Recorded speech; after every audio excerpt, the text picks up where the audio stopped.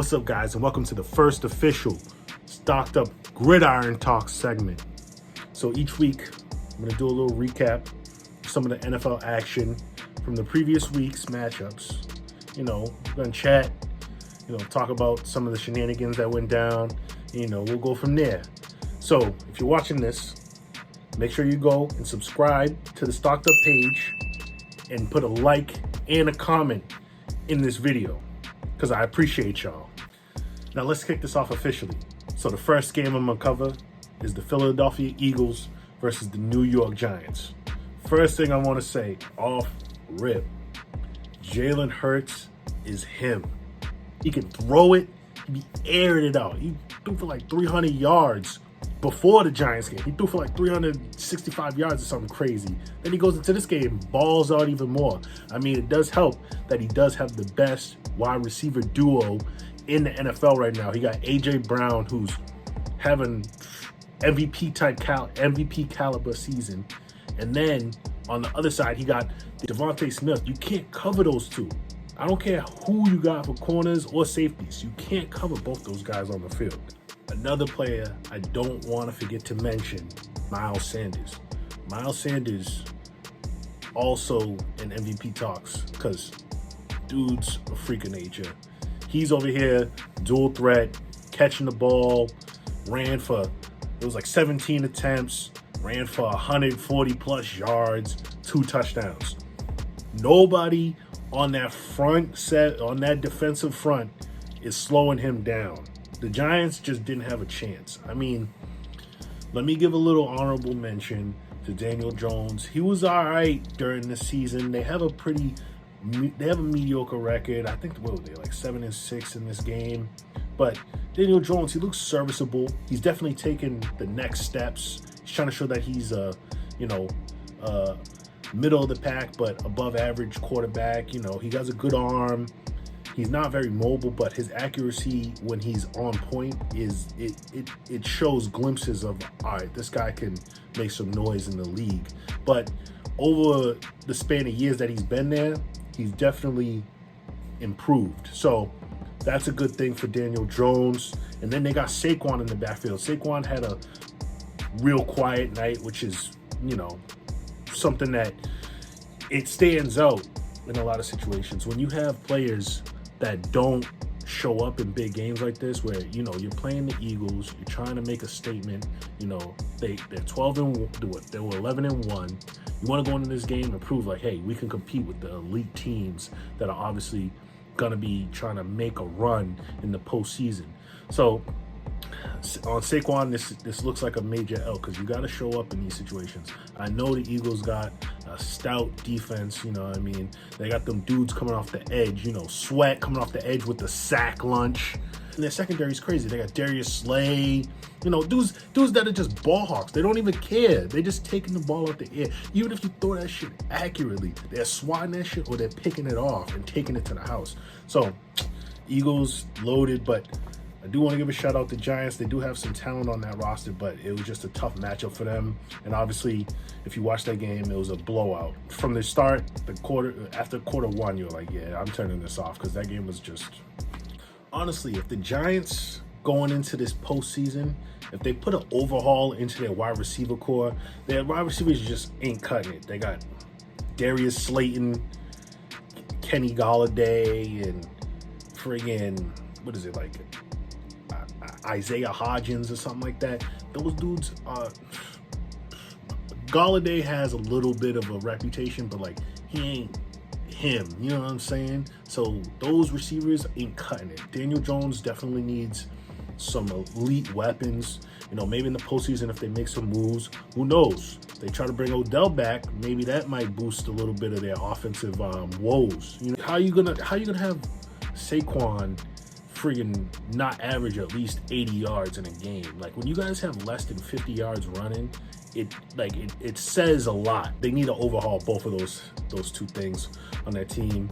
But I'm going to proceed on to the next game. Now, a big matchup. One of my favorite players, Thomas Brady. I don't even want to say the team name. I just want to say Thomas Brady versus the 49ers. Honestly, it's him against whatever team he plays. Nobody's going to say the team versus, it's Brady versus the Niners.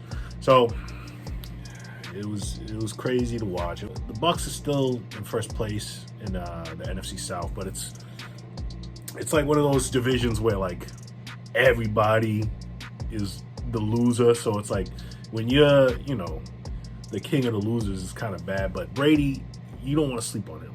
He'll make a play and you're like, there's no way any regular person should be able to make that play in that situation. But that's because he's clutch. He has the clutch gene, but he can't do everything still. We know Brady, he needs time in the pocket. You got to give him some linemen. Two of the elite linemen, one retired and then one left or got hurt. So they don't have any, protection for him. So their run game didn't look the best in this game. Brady had zero time in the pocket. If you watch some of the replays and you see some of the memes that they were making, there was one play where, I forget the player's name, was like Al-Shahir, friggin' hit Brady right in the throat. I'm like, bro, how the hell was that not a penalty? Bro got friggin' clotheslined. I'm like, watching this game, it was a slobber knocker, as my dude JR would say. I'm like, hey, what the hell is this? Man, it was an entertaining game. But if you're watching this as just like a casual fan who's not a fan of either team or like super diehard about those teams, you like, all right, this is a blowout. I want to bring up a standout player that a lot of people probably weren't, expecting to show up. Brock Purdy. When I tell you, dude was out there balling out of his mind. I was thinking in my head, I was like, is there going to be a QB competition next year? Brock Purdy balling like this, I don't know, might be getting ahead of myself because this might be a little Bailey Zappi type situation where you're looking at Brock Purdy go crazy, but no teams have any film on him. And, he does have Debo going nuts, running the ball and catching the ball. So when you got Debo Samuel balling and you got nobody who has any real game film to kind of analyze and make adjustments with, people can't prep for you. So when you have no preparation for a new quarterback, it's kind of hard to kind of key in on what he does best. So Purdy definitely capitalized on the situation and, put his team where they needed to be. But he was still making some throws where I'm like, this dude might be legit. I was like, dude, this dude looks like confident. He looks cool and collected in the pocket. He looks like he's trying to win that starting job. I mean, I know Trey Lance is hurt and, Garoppolo's out, but next year, don't sleep. I don't know if they might use him for trade bait or if they might keep him, but the way he was playing, if he continues at that pace, it might be a QB competition going into next season. Overall, that's a coach that he's going to make sure that whatever team he's put together, they're competitive. So 49ers are definitely a team to watch. I mean, Brady's not having a terrible year, but he's having some down games where maybe the inconsistency in the line and, his receivers not showing up. Mike Evans is he's looking like he's falling off because bro only has maybe 800 yards this season. And in that game alone, he had 9 targets and only caught 4 of them. He had 40 yards. I'm like, bro, this is the 6th game in a row where you had less than 60 yards receiving. You're supposed to be the number 1 receiver on that offense. I know Godwin's there and he's back and he looks 100%, but you're the number 1. How are you dropping open passes to you in the red zone? You're dropping open passes in the red zone. You're the number 1 receiver. Shit's crazy. Now, one of the last games I'm going to talk about is the Patriots versus the Cardinals. So, as I mentioned, you guys already know I'm a Patriots fan, and I was excited. I was hyped watching that game. In the beginning, they might have had us. I ain't gonna lie. If y'all seen that meme, y'all know what I'm talking about. I ain't gonna lie. They might have had us in the beginning, but we bounced back better than ever. You know what I'm saying? So, Mac Jones, when he gets the momentum going, he's definitely he can ball out. But the thing about Mac Jones is he makes smart decisions, but he doesn't have the best arm, in my opinion. but he's a good decision maker, which is something that you can't really teach. You need Mac Jones out there making smart decisions. And when you got receivers like Aguilar and friggin' Parker and people like that who drop the ball when that shit's thrown directly to you, that shit almost hit off Aguilar's head in one play. And I'm like, bro, how'd you drop that? You're a number one receiver in the NFL, and you friggin' dropped the ball, and it literally touched both your hands. You got the most high-tech, sticky tack glue on your gloves, bro, and you still can't catch the ball when you have both hands on it? Like, what are you doing? You're a number one receiver. Catch the ball. On top of that, we know our run game isn't as strong. You know, some of our star players, you know, are hurt. And we got to make do what we can. And, you know, the Patriots definitely did that. That defense is elite. I've been saying it. Bill Belichick doesn't need stars. He makes stars. All the players that we had that everybody's like, oh, why would you get rid of that dude? You need to pay him the money. No, we don't. Because defensive players can be made. We can make Belichick makes the defense every year. So when you have players like Gilmore leave, and you know, what was it, J.C. Jackson and stuff like that leave, where are they doing now? They're not even going to be in the playoffs. But you see Belichick's defense balling. Got Duggar, second round, what was it, D2 Division II player, balling. He was definitely worth it. He was a first round pick. We could have waited a little bit, but Duggar was that he honestly, he might have saved that draft. But Duggar been balling this year. Patriots defense, it's elite. Marcus Jones, that's my dude. Marcus Jones always be making a play. He had an interception, I think it was in the third or fourth quarter.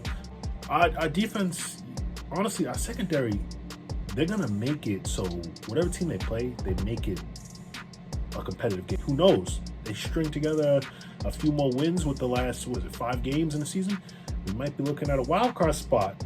And then once you're in the wild card, it's a different game. The playoffs is a different beast. A lot of teams never even seen the playoffs. So when they get there, that pressure is different.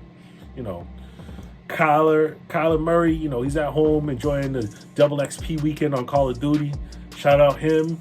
His loadout's probably nuts. Everybody was trying to say that Kyler Murray is overrated. I don't believe that. Kyler Murray he's a good quarterback. He's a serviceable quarterback, but I think they put a lot of pressure on him, thinking that he's going to just figure things out on that offense when the offense still has a lot of issues. I mean, I wouldn't say they have the most reliable run game, so it puts a lot of pressure on the passers, the passing game to kind of figure things out. I mean, they got DeAndre Hopkins, but DeAndre Hopkins is getting old, bro. DeAndre Hopkins can't kind of make the same plays he was making 4 or 5 years ago. Like, he's not the same athlete. I mean, he's still a number one receiver, but it's like comparing him to like players like Justin Jefferson or Devontae Smith or even Devontae Adams. You're like, I don't know if I'd make him my first choice as number one receiver. So you still need players to kind of be complementary pieces on top of some of your stars. So Kyler Murray, it's not all on him, but they did give him that money. So the fan base is going to be looking for blood. When you lose games and you have a losing record like they do, they're looking for blood. They're looking for somebody to blame, and it's going to be Kingsbury. You know, they had Colt McCoy out there, and I'm like, what is Colt McCoy going to do? That's Mark Sanchez too over there. You're not going to get nothing out of McCoy. And the game went the way it was supposed to go. Patriots came through. Second half, they turned it up. We put up 10 points in the third, 7 in the fourth. Wraps. So that's all the games I'm going to cover for you guys this week. I appreciate anybody who watched the full video and stayed to the end.